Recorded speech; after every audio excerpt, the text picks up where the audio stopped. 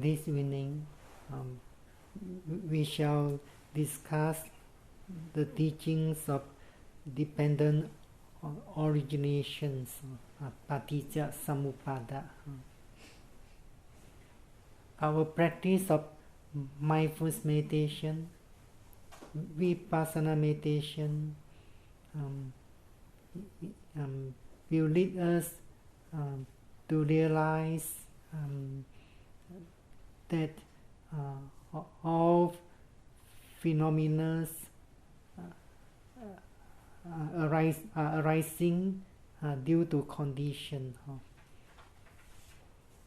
And the teachings of dependent origination is very profound. It is said in the scriptures that one who sees dependent arising sees the Dhamma. One who sees the Dhamma sees dependent arising. So you can verify your practice and experience with this profound teaching. The gist of this teaching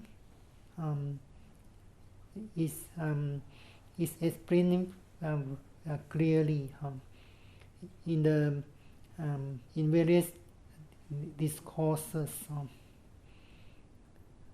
The gist is when this exists, that comes to be,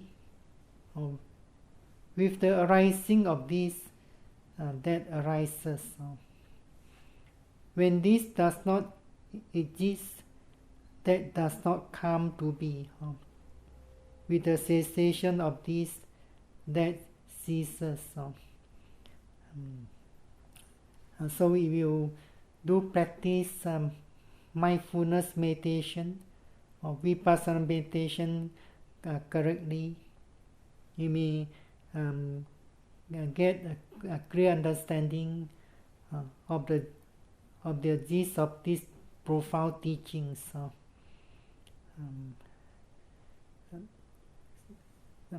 So when meditators practicing mindfulness in accordance with the guideline,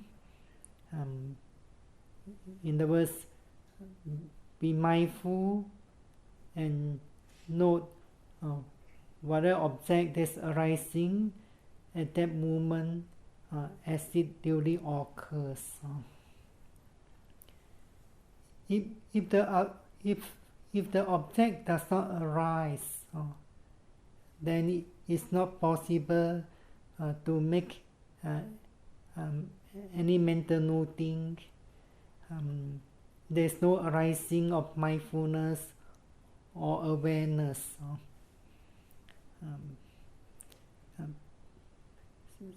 At the beginning of practice, the mindfulness is quite weak, and the mind doesn't note any object by itself.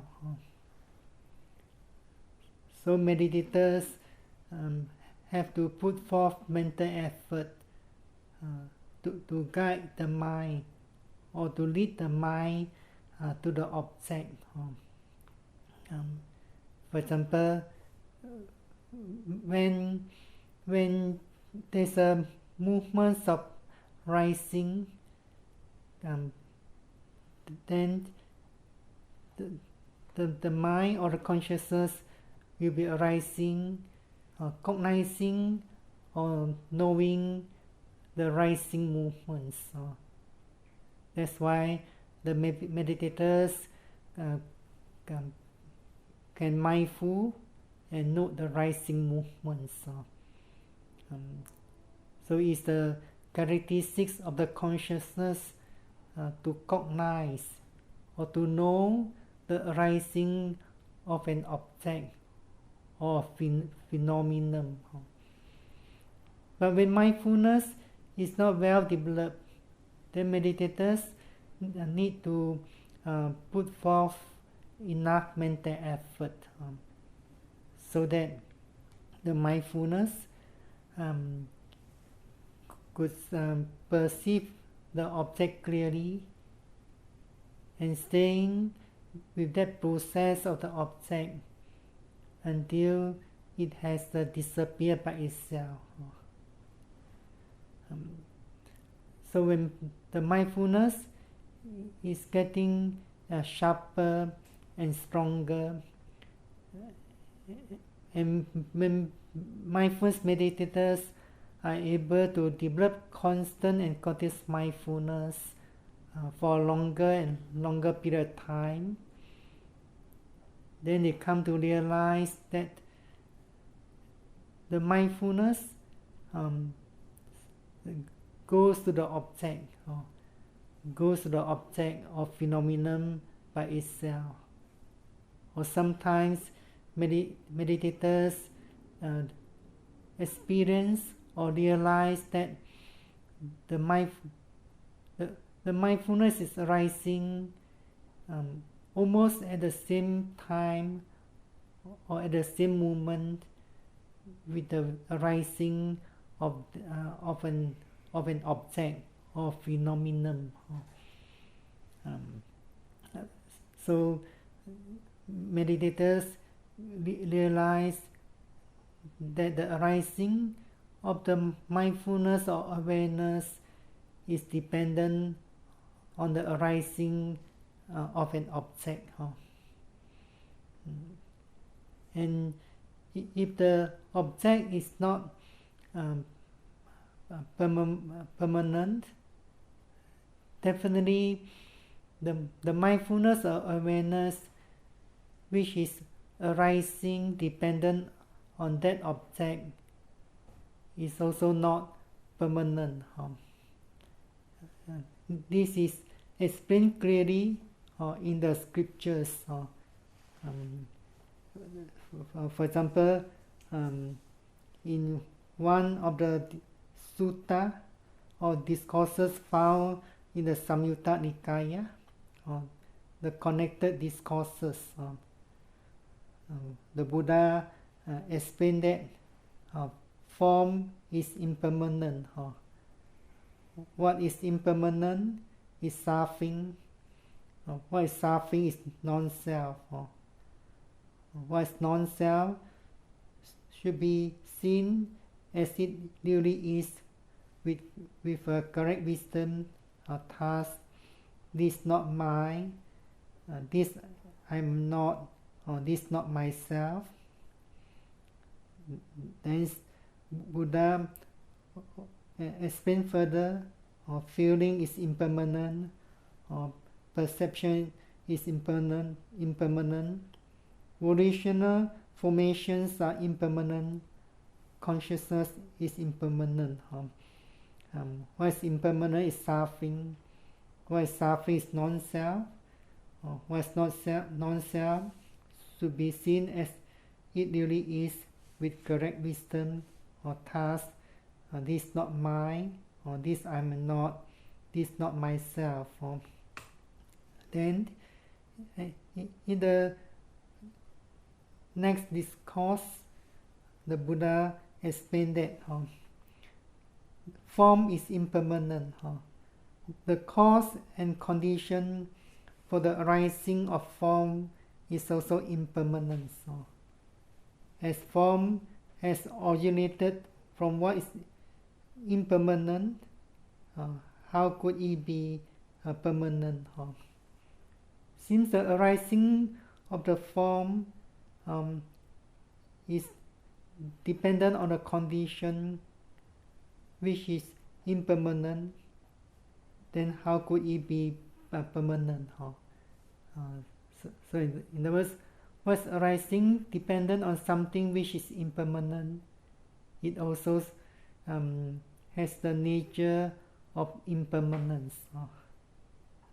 Then the Buddha explains the next four aggregates in the same way. So to understand the teaching, then meditators need to practice mindfulness meditation. The 4 foundations of mindfulness correctly. If they do not practice the 4th foundation of mindfulness correctly, they could not realize cause and effect, or in other words, conditionality clearly. Everything arising is dependent on condition. When one is being conditioned, sometimes that also can condition the arising of the following phenomenon. For example,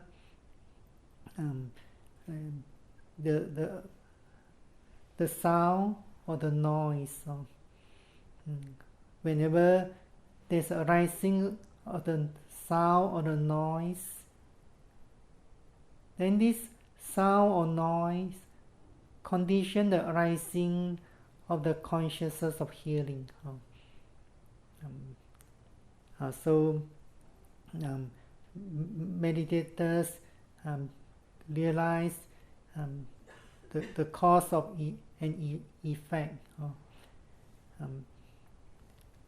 If there's no sound, arising of sound, then there's no arising of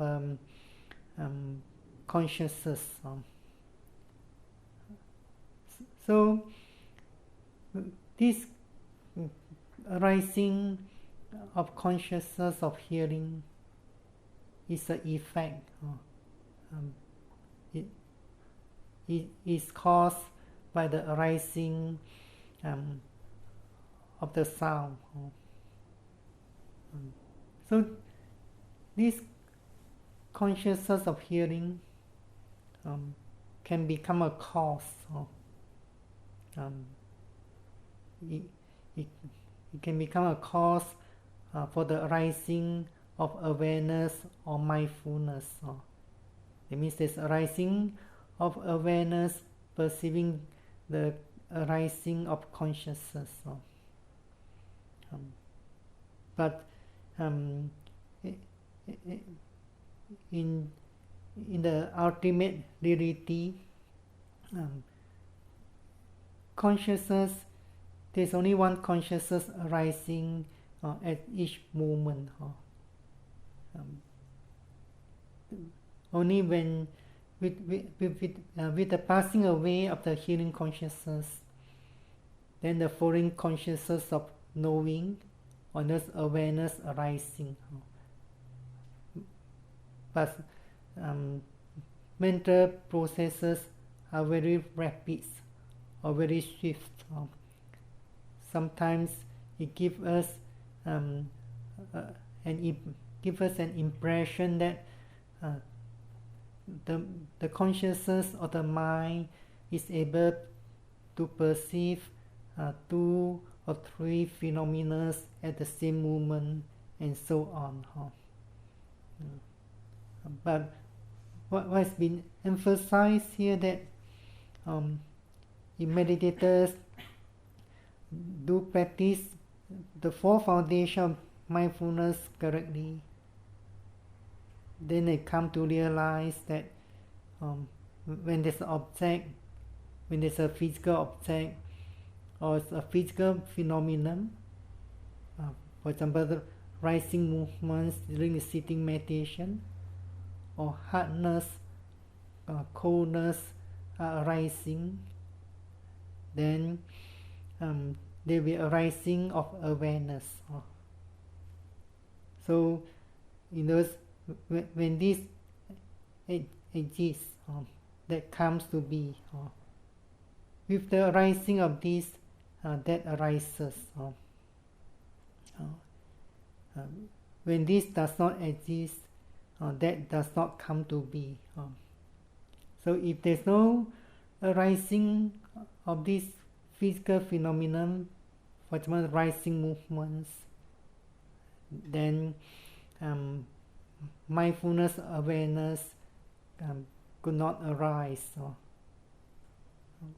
So when the movements, when the rising movements has ceased, definitely the mindfulness or awareness that noted the movements arising will cease as well. But if the mindfulness and concentration are not strong enough, then meditators could not see clearly. When meditators begin to make some progress in the mindfulness,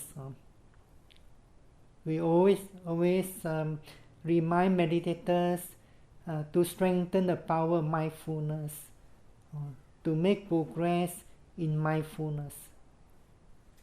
In other words, we put forth effort to develop mindfulness, to cultivate mindfulness. When mindfulness is getting stronger, sharper, then the mindfulness will be able to perceive every object clearly and know it as it duly occurs. At the beginning of practice, the mindfulness relies on the object of phenomenon.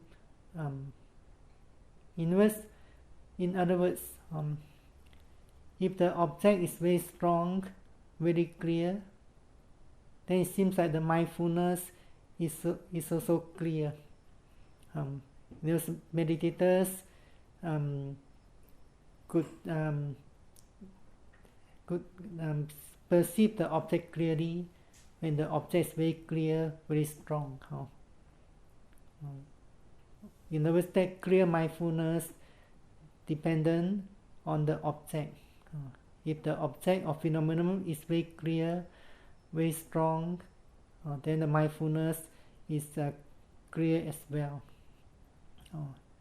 But meditators have to rely on the strong object so that the mindfulness seems very strong. When there's no strong object or strong phenomenon, then the mindfulness seems weak, not attentive, not able to mindful and note it as it duly occurs.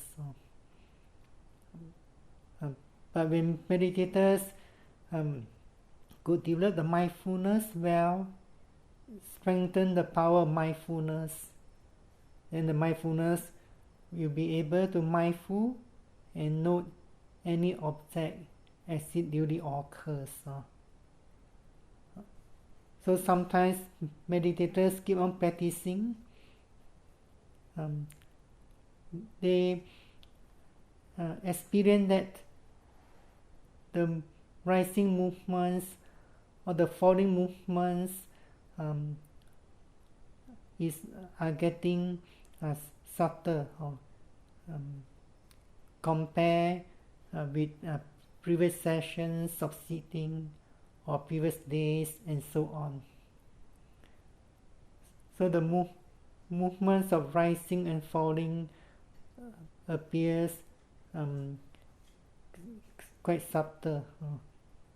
Yet there is no other stronger object appearing at that time.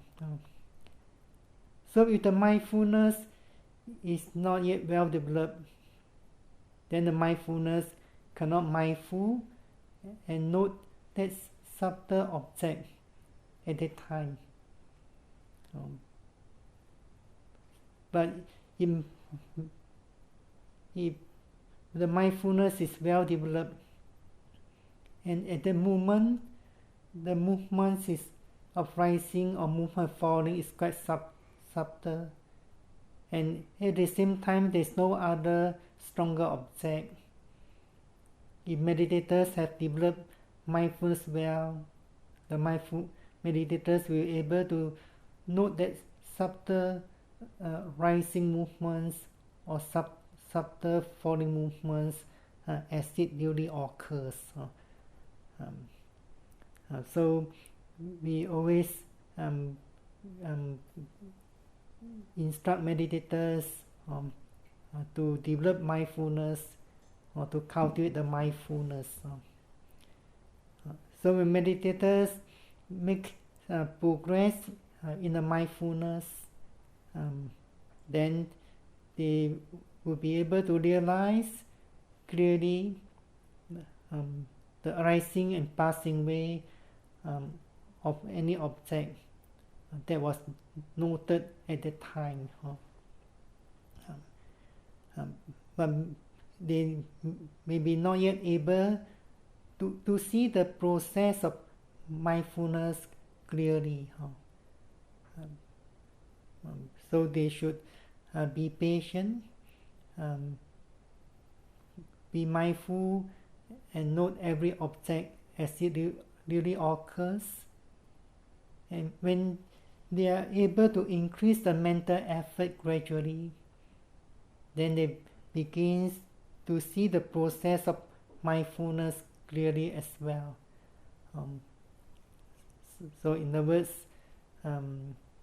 when there's a object arising, then the mindfulness will appear immediately at that place. So sometimes meditators should not exercise strong control over the process of mindfulness or awareness. If meditators did not exercise control over the process of mindfulness, then they could realize the mindfulness or awareness will go to the stronger object by itself. For example, when meditators are mindful of rising movements, if there's a painful sensation arising and is stronger, more distinct than the rising movements, the mindfulness will move by itself to the stronger pain. The meditators should mindful, note pain.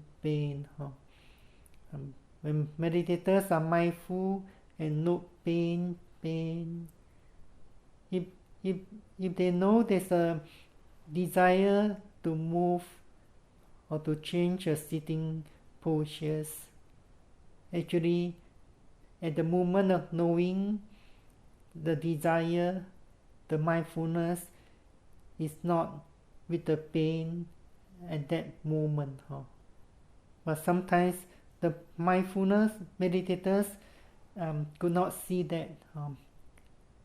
They may assume that the mind is, or the awareness is still staying with the pain, while they know that there's a desire arising or desire to move or to change a posture. So meditators have to know from their experience of meditation.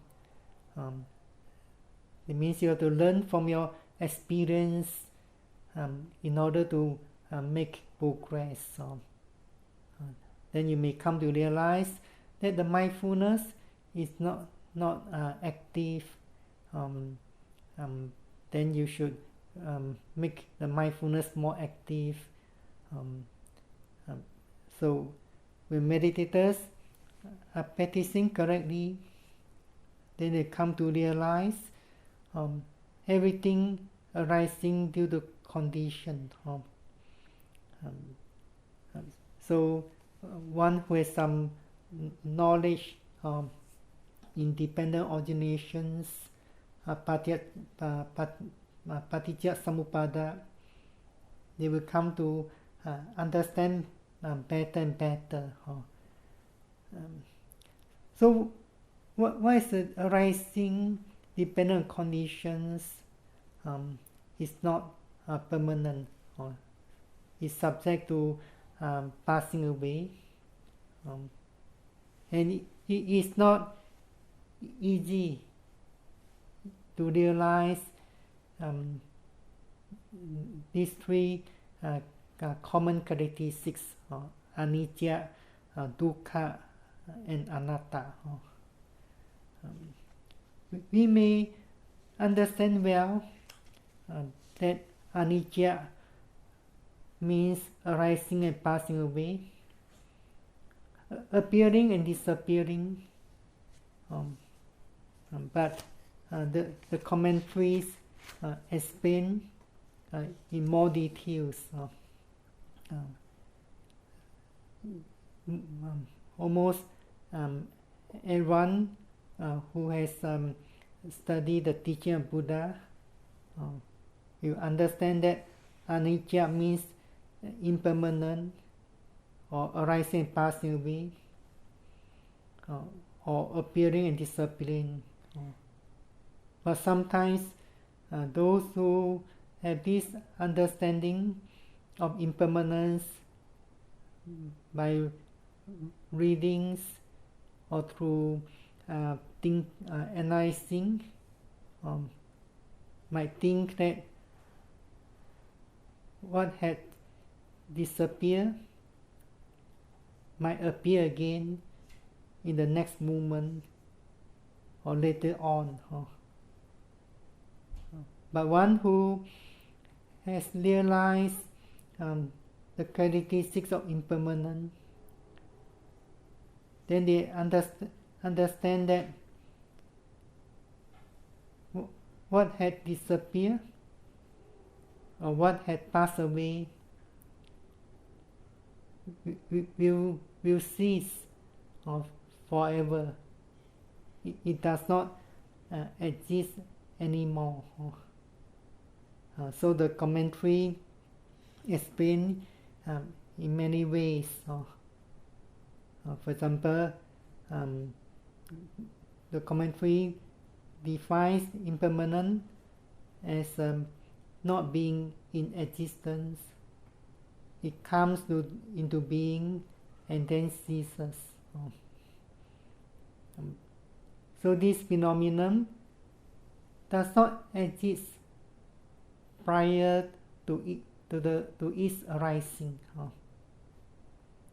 but because of conditions, various conditions are met, then this phenomenon arises at that time.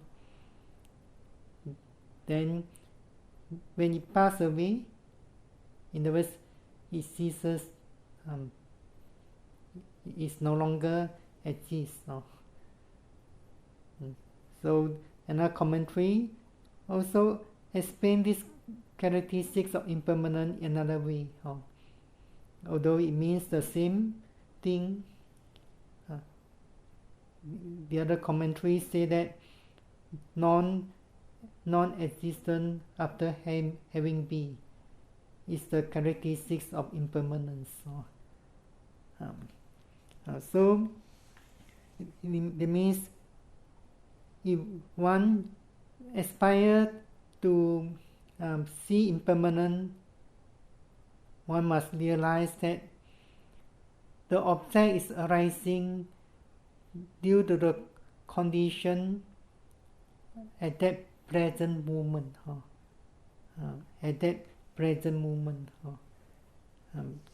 So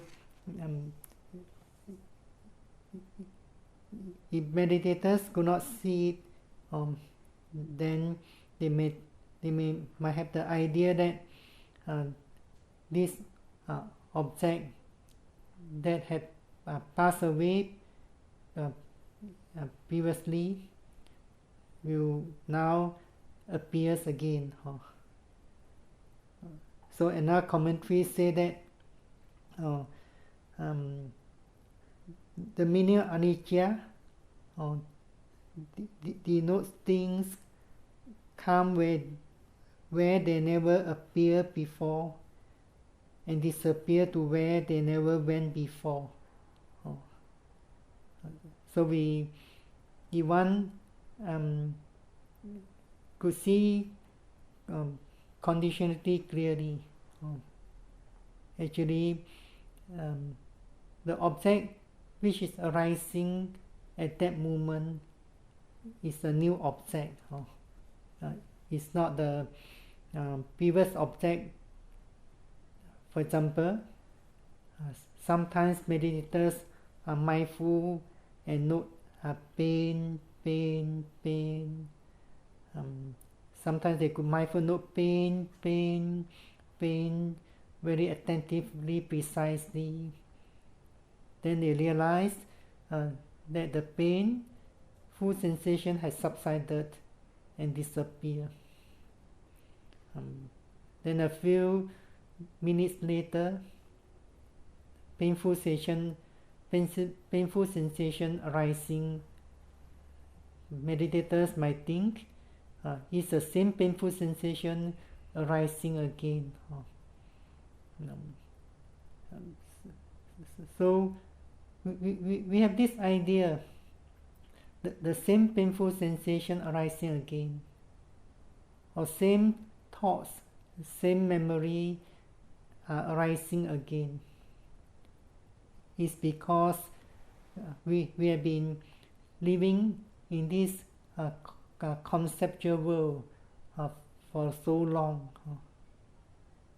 Concept give us impressions or idea that is everlasting. Even though we understand it's impermanent, but we only understand impermanence in terms of concept. So we might have the idea what's arising at this time is the same thing or same object. So only meditators could realize impermanent again, clearly, sharply. Then they could see clearly what's arising at that time is a new object. Although the name could be pain, or could be rising movements, or falling movements, and so on.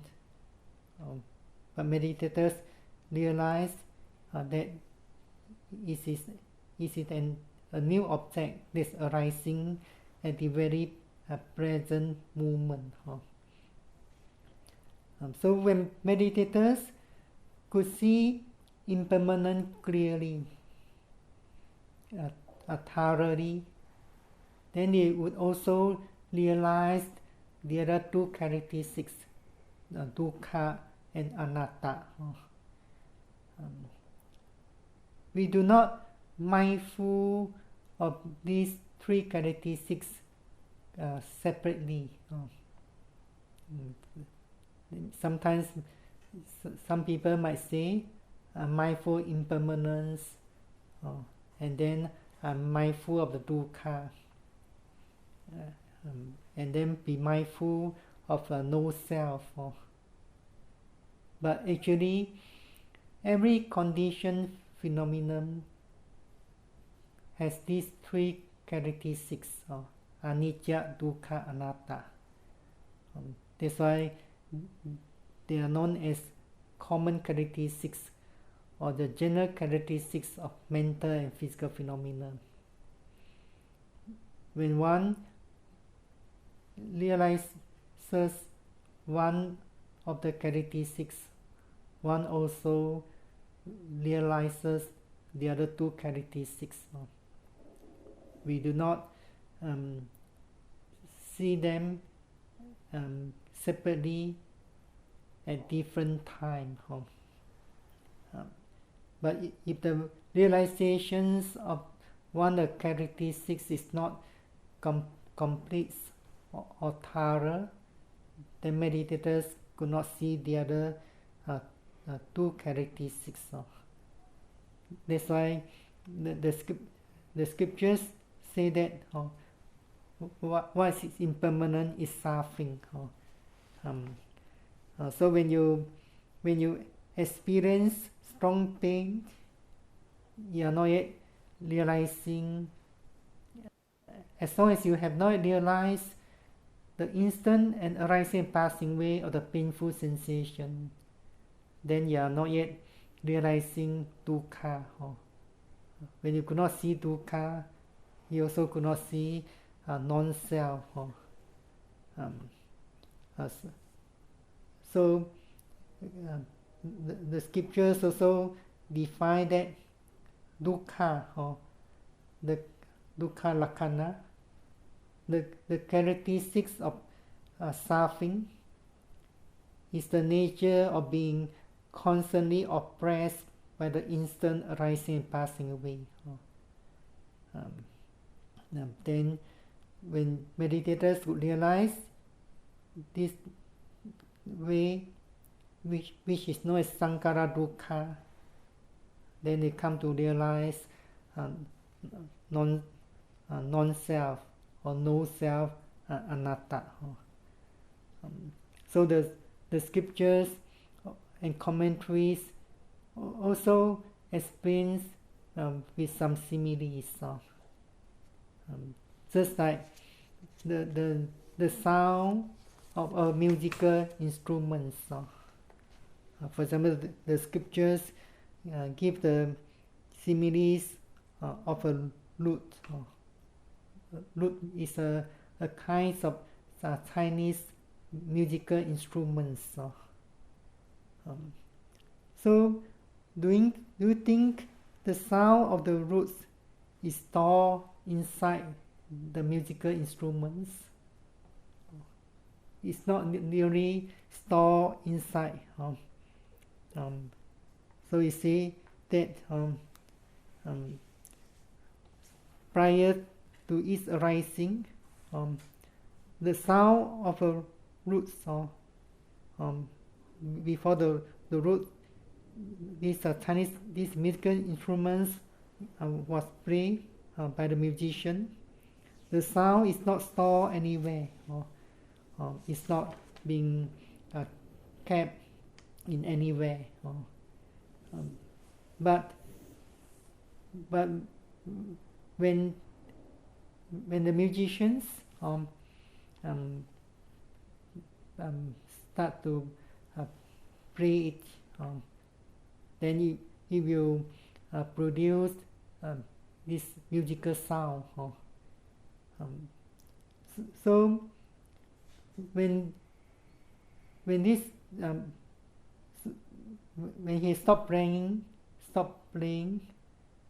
then the sound will disappear or vanish. So when it has vanished, does not mean the sound of the lute still persisting as a store or has gone to some place somewhere. So in other words, all material phenomena and mental phenomena not having been brought into being, having been, they vanish. They do not go to somewhere or persist as a store somewhere. So only meditators could realize these three common characteristics again and again for clearer and clearer for a longer and longer period of time. Then they will make a progress to a higher and higher stages of experience. So in other words, to make progress, meditators must be able to see cause and effect on those conditionality clearly. Everything arising due to condition. So in other words, during sitting meditation, when there's a phenomenon arising, then there's arising of mindfulness awareness.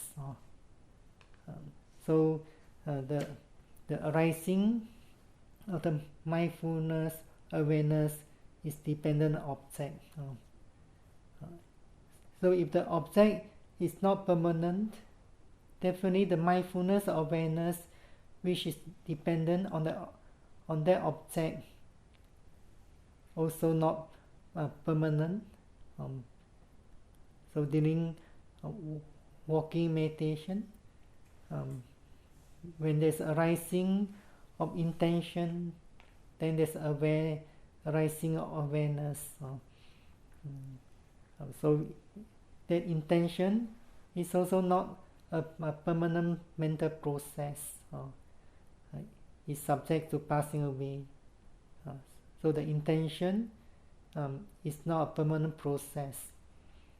So the mindfulness awareness that noted that mental state intention is not everlasting, is also subject to passing away.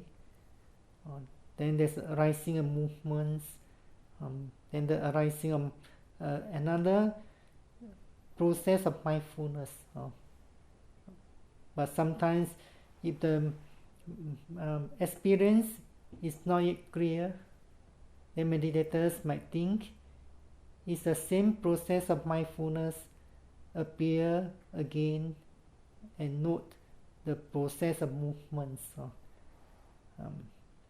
So only meditators could realize the three common characteristics of the mental and physical phenomena again and again, clearer and clearer, then they could make more progress.